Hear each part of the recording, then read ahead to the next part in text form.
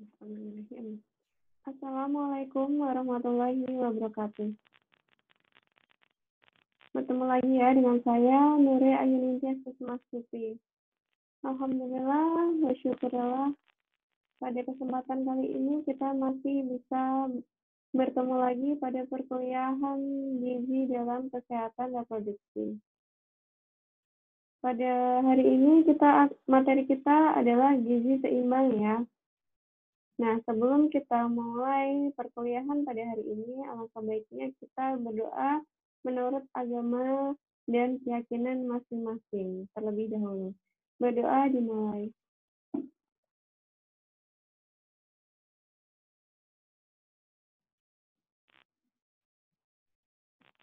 Berdoa selesai.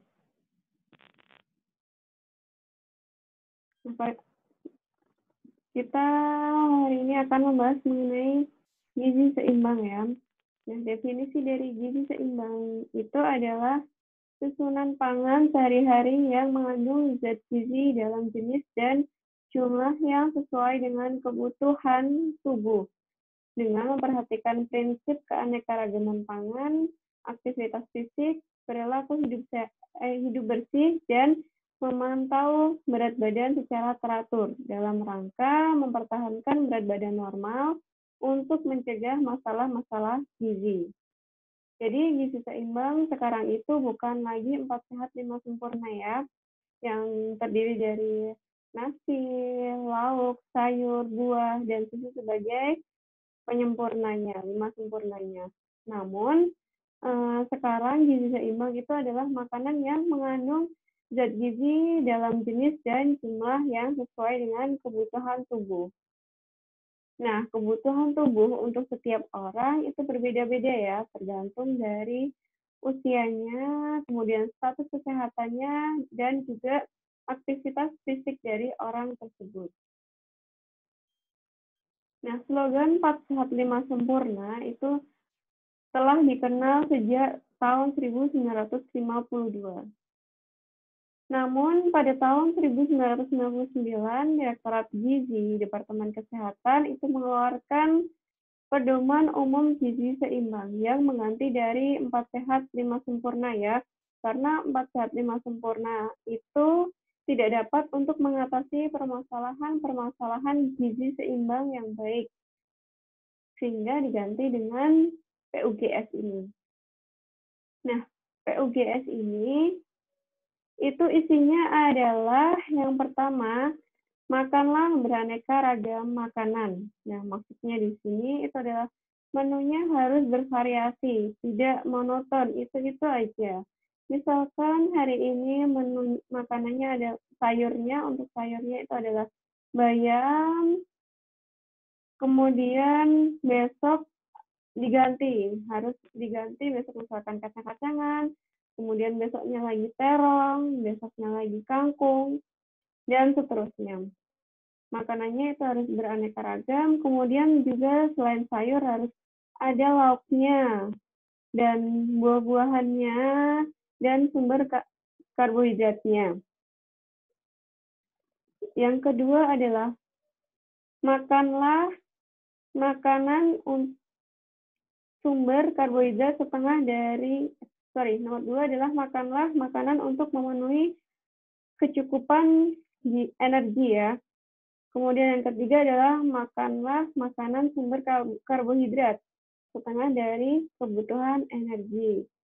Kemudian batasi konsumsi lemak dan minyak sampai 1/4 dari kebutuhan energi. Kemudian kelima adalah gunakan garam beriodium. Untuk melihat apakah garam yang kita konsumsi itu adalah berzodium atau tidak, itu ada alatnya ya untuk mengetes apakah garam tersebut beriodium atau tidak. Kalau misalkan kita mengkonsumsi garam yang tidak beriodium pada makanan kita sehari-hari, tubuh kita akan menjadi kekurangan yodium ya, yang dapat mengakibatkan gondok. Nah, sehingga kita harus mengkonsumsi garam yang beriodium setiap harinya. Kemudian yang keenam adalah makanlah makanan sumber zat gizi. Kemudian yang 7, berikan ASI saja ya pada bayi sampai umur 6 bulan. Jadi ASI eksklusif ya, hingga 6 bulan tanpa tambahan makanan apapun, termasuk susu, air tajin, dan lain sebagainya. Itu tidak boleh diberikan sampai bayi berumur 6 bulan. Itu yang dinamakan ASI eksklusif, sehingga hanya diberikan ASI dari ibunya saja, hanya ASI sampai 6 bulan ya. Kemudian setelah 6 bulan tetap berikan ASI, namun dengan tambahan makanan lainnya. Kemudian yang selanjutnya, biasakan makan pagi.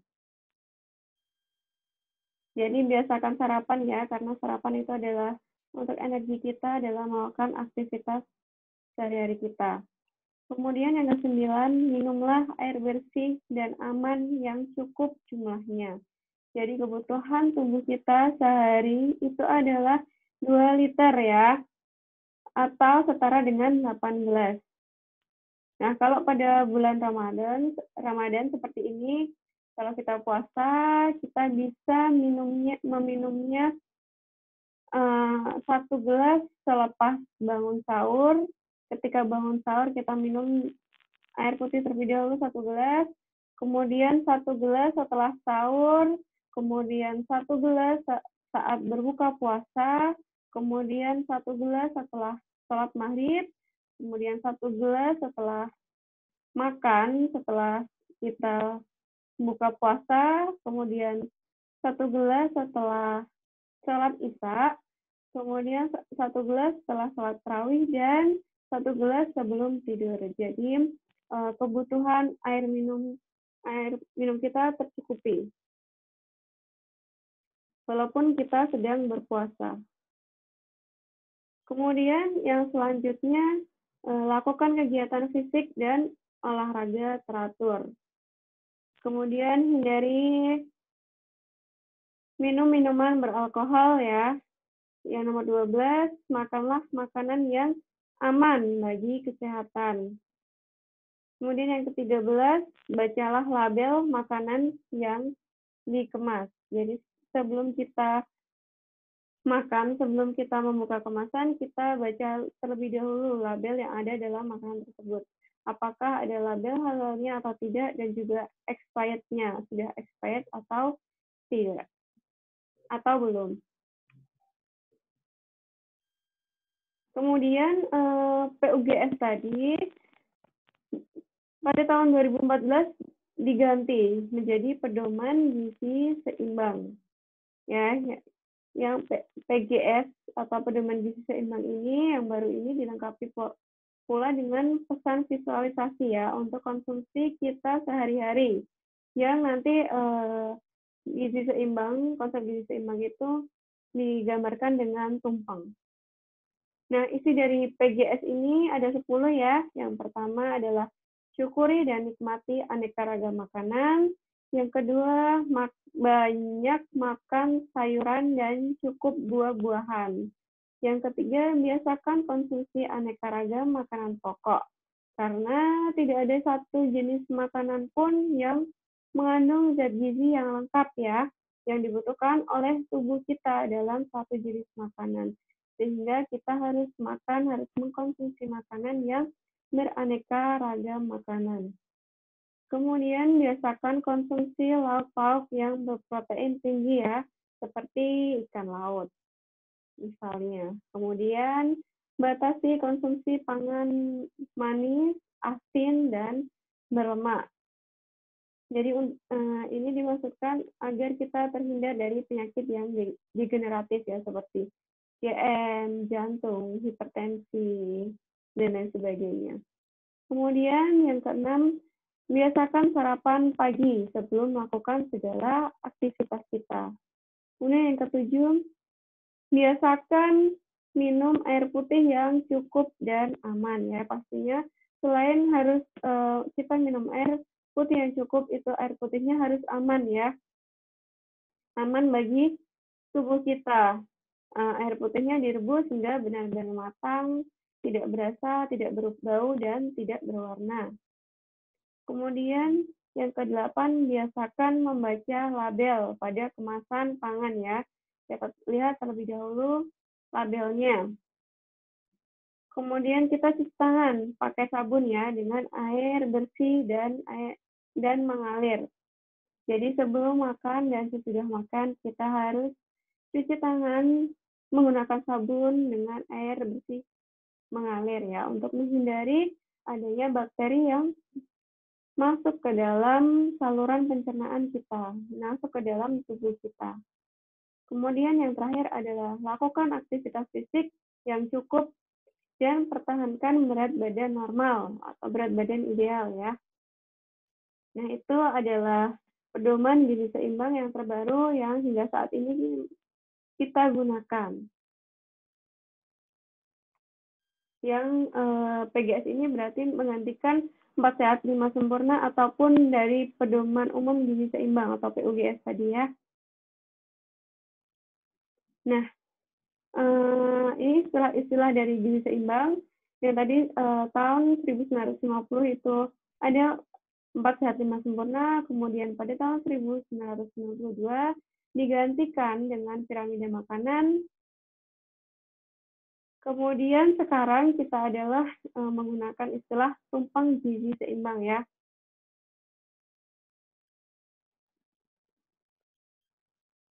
Nah, nanti untuk tiap golongan usia, kemudian status kesehatan dan aktivitas fisik itu mempunyai konsep pedoman gizi seimbang sendiri-sendiri.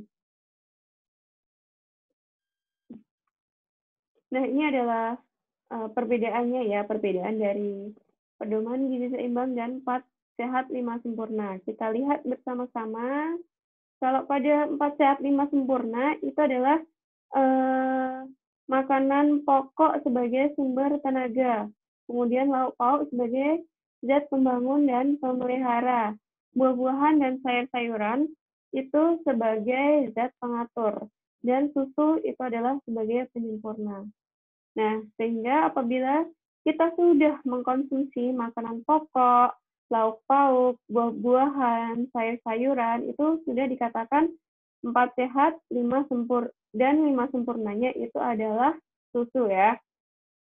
Nah, pada konsep 4 sehat, 5 sempurna itu tidak ada panduan ya, berapa banyaknya atau berapa banyak porsi yang harus kita konsumsi setiap harinya. Jadi, apabila kita makanan sehari-hari kita adalah makanan pokok, lauk pauk, buah-buahan, sayur-sayuran, dan susu, itu sudah dikatakan 4 sehat 5 sempurna, tanpa melihat banyaknya porsi dari masing-masing makanan yang kita makan atau yang kita konsumsi. Jadi misalkan kita sudah makan makanan yang sebagian besar itu mengandung makanan pokok, sedangkan lauk, sayur, buah itu porsinya adalah sangat sedikit. Nah, itu kurang tepat ya. Karena apabila pola makan kita biarkan seperti itu terus-menerus, itu dapat menyebabkan obesitas yang dapat menyebabkan berbagai penyakit seperti diabetes mellitus, hipertensi, bahkan dapat terjadi jantung koroner. Nah, karena pola makan tersebut itu dapat mengakibatkan obesitas yang kian meningkat ya dari tahun ke tahun. Obesitas ini dari tahun ke tahun itu selalu meningkat ya, maka konsep 4 sehat 5 sempurna itu tidak cocok bagi masyarakat Indonesia. Sehingga sekarang 4 sehat 5 sempurna itu diganti dengan pedoman gizi seimbang yang bisa kita lihat ya di gambar pada sebelah kiri, pedoman gizi seimbang yang digambarkan dengan tumpeng. Kita lihat bersama-sama perbedaan dari kedua konsep tersebut. Kita lihat ya, untuk pedoman gizi seimbang dapat kita lihat itu pada pedoman gizi seimbang tidak hanya menggambarkan tentang makanan saja ya, melainkan juga ada pilar-pilar yang menjelaskan pola hidup sehat. Nah, pada pedoman gizi seimbang itu juga menjelaskan porsi dan juga proporsi dari masing-masing makanan yang harus kita konsumsi setiap harinya. Nah, sedangkan pada 4 sehat 5 sempurna itu hanya menggambarkan jenis makanan yang harus kita konsumsi saja ya. Kemudian kita lihat kembali ya, untuk pedoman gizi seimbang itu tidak hanya mengunggulkan satu makanan saja, tidak hanya mengunggulkan satu jenis makanan tertentu ya. Sedangkan pada 4 sehat 5 sempurna itu menggambarkan di situ bahwa susu itu adalah penyempurna. Kemudian pada pedoman gizi seimbang itu juga memaparkan bahwa pentingnya minum air putih itu 8 gelas per hari atau 2 liter per hari ya, setara dengan 8 gelas per hari tadi. Sedangkan di konsep 4 sehat 5 sempurna itu tidak menjelaskan bahwa kita perlu untuk mengkonsumsi air putih. Ya, jadi bisa dilihat perbedaannya untuk konsep dari 4 sehat 5 sempurna dan pedoman gizi seimbang. Oke, kita lihat konsep atau prinsip gizi seimbang pada tumpang ini. Kita lihat prinsip dari gizi seimbang ya, istilahnya sekarang adalah tumpang gizi seimbang itu terdiri atas beberapa potongan tumpeng.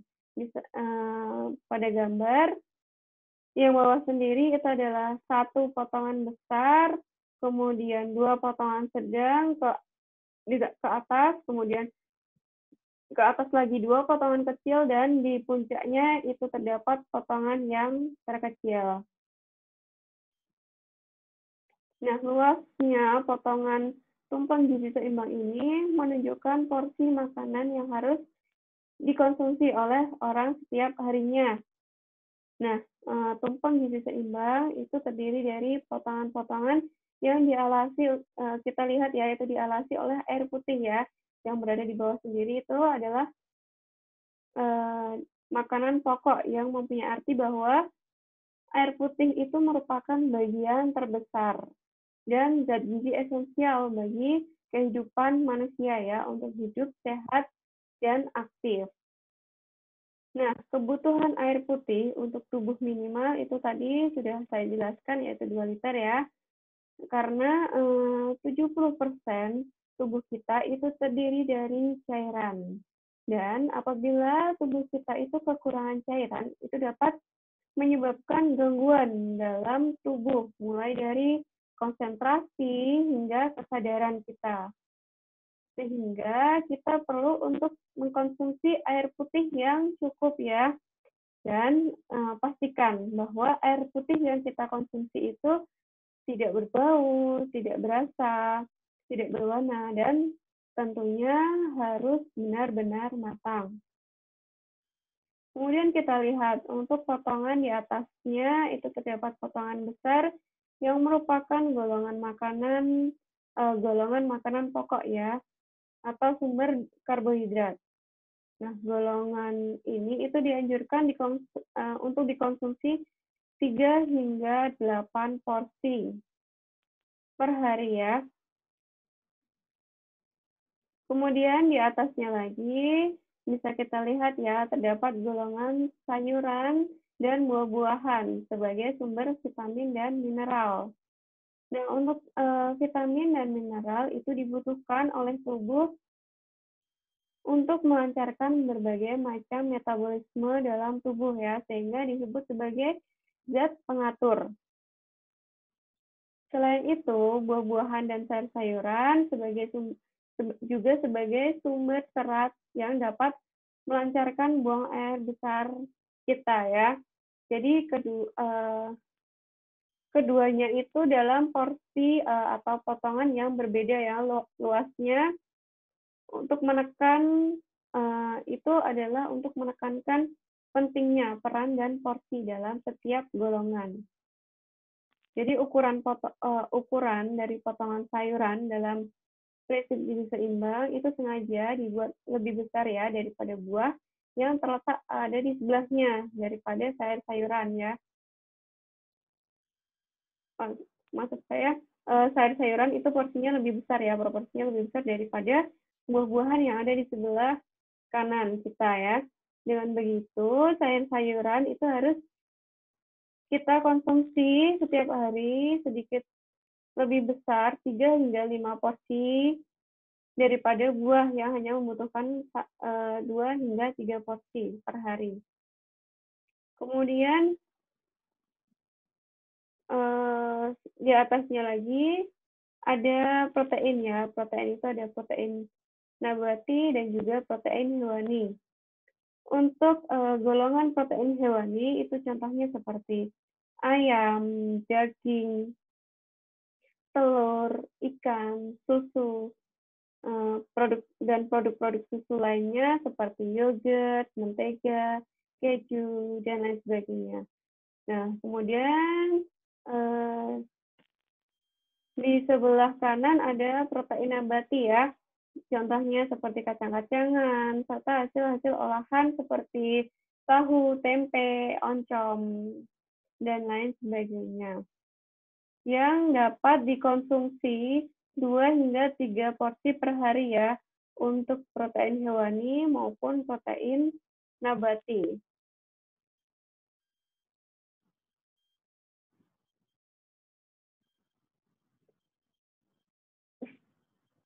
Nah, untuk protein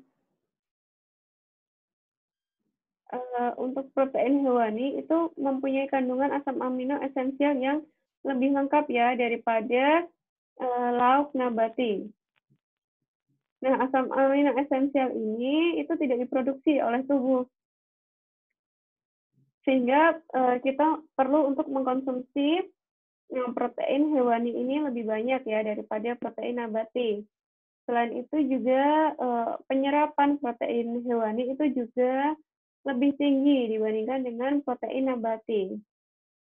Namun walaupun begitu, usahakan setiap hari kita dalam porsi makanan kita, dalam menu makanan kita itu ada lauk nabati maupun lauk hewani ya, karena kandungan pada lauk nabati dan pada lauk hewani itu akan saling melengkapi satu sama lain ya. Nah, protein nabati maupun protein hewani itu sama-sama sumber protein ya yang berfungsi sebagai zat pertumbuhan dan pemeliharaan. Selain itu juga protein hewani itu sebagai sumber lemak dan mineral bagi tubuh kita. Jadi protein nabati maupun protein hewani itu sangat penting bagi tubuh kita karena mengandung protein, mineral, dan juga lemak yang sangat berperan pada masa pertumbuhan dan juga perkembangan bagi anak, ibu hamil, ibu menyusui, maupun remaja.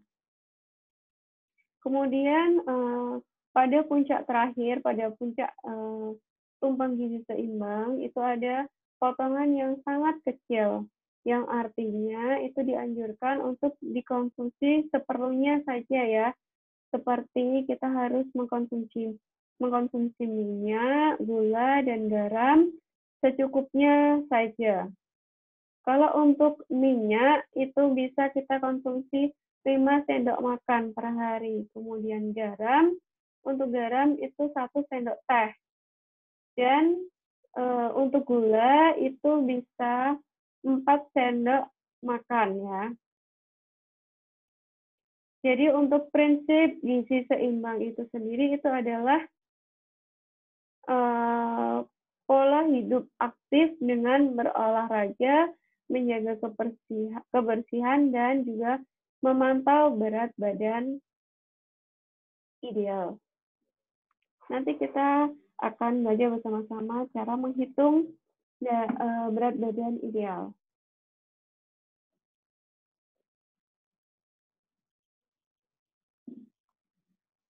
Nah, ini isi piringku ya. Jadi ini untuk panduan atau pedoman sekali makan yang disebut piring makananku atau isi piringku ya.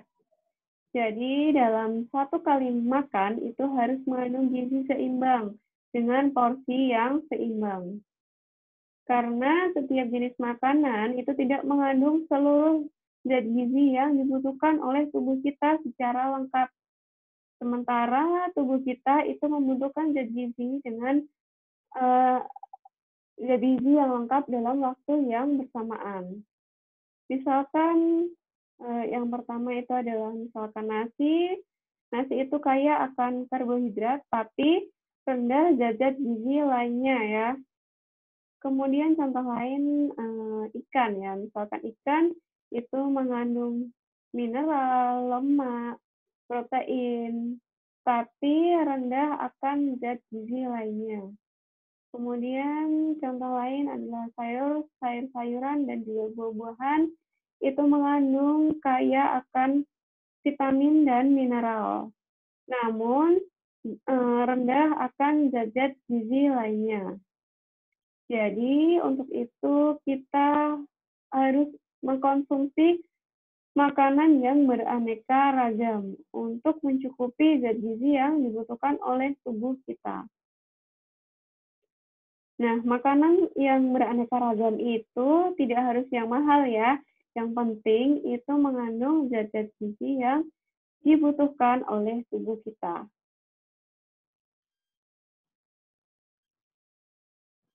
Jadi seperti yang pada gambar ya, bisa kalian lihat untuk panduan piring makanan tersebut, isi piringku itu adalah menurut Kementerian Kesehatan ya, dalam satu piring makanan yang isinya adalah makanan pokok, lauk pauk, buah-buahan, dan sayur-sayuran.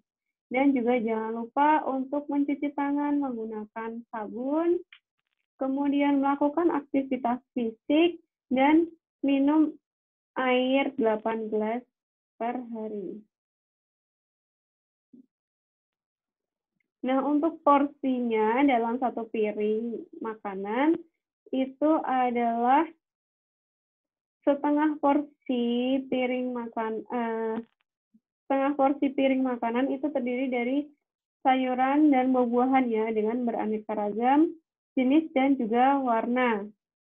Kemudian seperempat piring makan itu diisi dengan protein. Protein ini bisa diisi dengan ikan, ayam, dan jenis-jenis unggas lainnya. Kemudian batasi konsumsi daging merah ataupun daging olahan ya, karena mengandung bahan-bahan yang tidak baik bagi tubuh.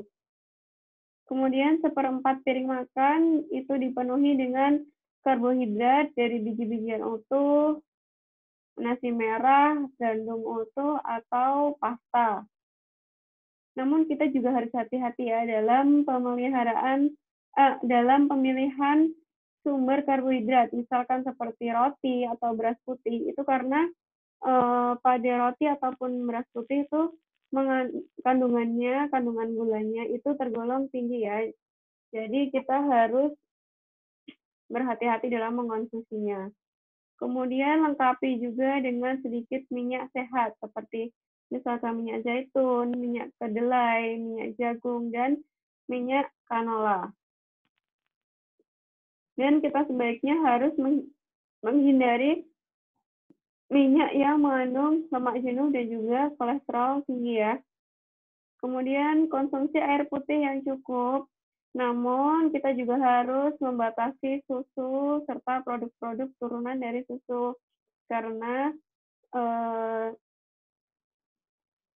susu yang dibutuhkan tubuh kita maksimal per hari itu adalah 2 gelas per hari. Kemudian jus itu sekitar 1 gelas per hari. Kemudian kita juga harus menghindari minuman-minuman lainnya yang mengandung gula yang tinggi. Nah, isi piringku ini dapat diterapkan hampir pada semua kalangan, tapi tidak untuk kalangan anak-anak di bawah usia 2 tahun ya, karena mereka itu membutuhkan asupan nutrisi yang berbeda dari kita ya. Demikian juga untuk orang-orang yang perlu menjalani pola makan khusus karena memiliki kondisi medis tertentu. Nanti kita akan pada pertemuan selanjutnya kita nanti akan bahas untuk gizi seimbang bagi ibu hamil, bagi bayi, bagi balita. Kita akan bahas di pertemuan-pertemuan selanjutnya. Jadi untuk prinsip dari gizi seimbang itu sendiri adalah yang pertama, mengkonsumsi makanan dengan beraneka ragam makanan. Kemudian yang kedua, menerapkan pola hidup bersih dan sehat. Kemudian selanjutnya yang ketiga, menjaga berat badan ideal. Dan pentingnya pola hidup aktif dan berolahraga. Itu adalah prinsip dari gizi seimbang. Nah, untuk mengetahui apakah kita termasuk berat badan kita termasuk berat badan ideal, kita bisa menghitungnya dengan rumus IMT atau Indeks Massa Tubuh atau BMI ya. Kepanjangannya itu adalah Body Mass Index.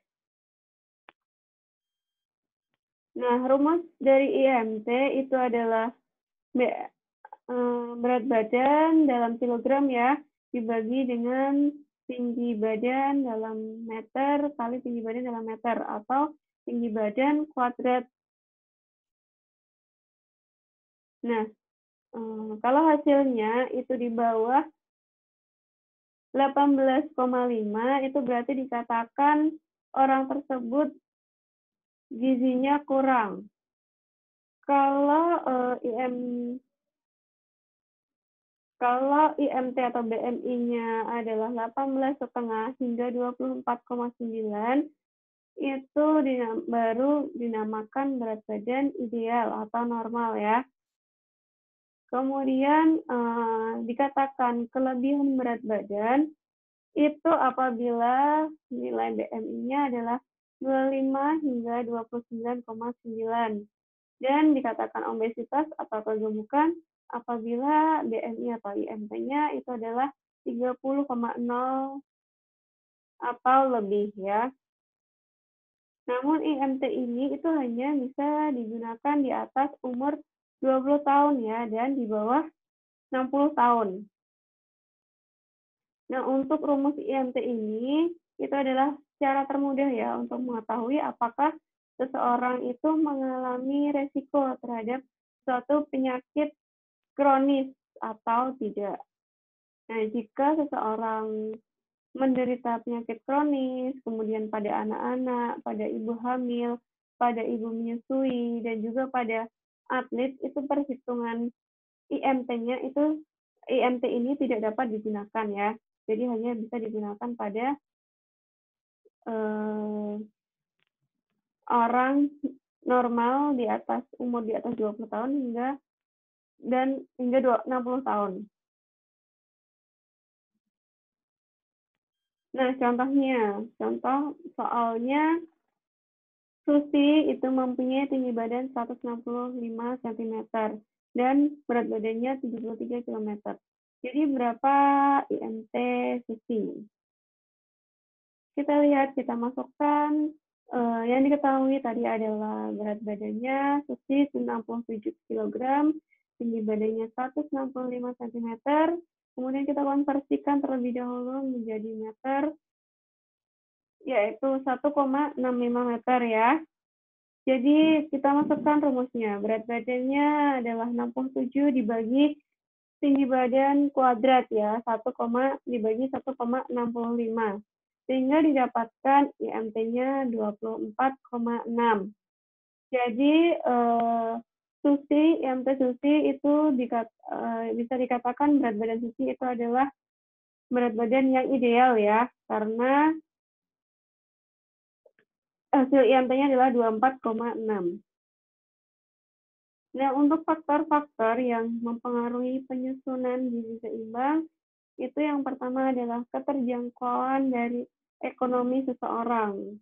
Kemudian sosial budaya yang bertentangan ya dengan konsep sehat. Kemudian kondisi kesehatan seseorang. Kemudian kebiasaan makan seseorang seperti suka atau tidak suka, like atau dislike ya dengan makanan-makanan tertentu. Karena ada beberapa orang yang dia tidak suka dengan sayur-sayuran sehingga selama hidupnya dia tidak mengkonsumsi sayur-sayuran. Namun ada juga orang yang sangat suka mengkonsumsi sayur-sayuran dan tidak pernah sama sekali karena tidak suka memakan daging. Nah, itu juga ada juga ya. Kemudian orang tersebut selama hidupnya tidak memakan daging. Padahal kita harus mengkonsumsi beraneka ragam makanan yang zat-zat itu didapatkan dari jenis-jenis makanan yang kita konsumsi, tidak hanya dari sayur-sayuran ataupun daging-daging saja. Tetapi adalah mereka saling melengkapi ya zat gizinya.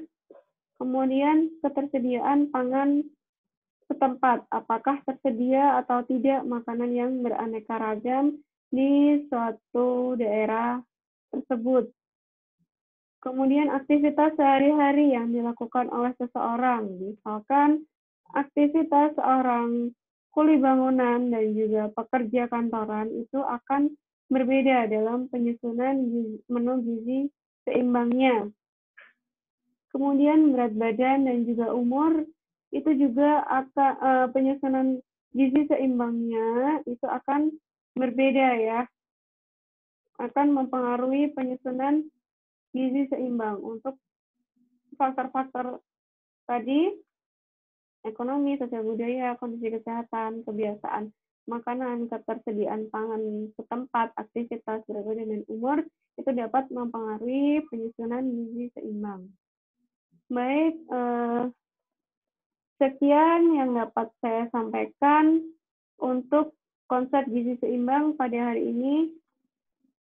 Untuk pertemuan selanjutnya kita akan membahas mengenai gizi seimbang bagi ibu hamil ya. Karena seperti yang sudah saya singgung tadi, untuk gizi seimbang untuk anak-anak, gizi seimbang untuk dewasa, untuk bayi, balita, ibu menyusui, ibu hamil itu berbeda-beda. Oke, kita akan bahas, besok kita akan membahas terlebih dahulu untuk gizi seimbang bagi ibu hamil. Untuk pertemuan hari ini saya cukupkan sekian. Semoga kalian dapat menyerap materi hari ini dengan baik ya. Apabila ada kurang lebihnya saya mohon maaf. Saya akhiri, wabillahi taufiq wal hidayah. Wassalamualaikum warahmatullahi wabarakatuh.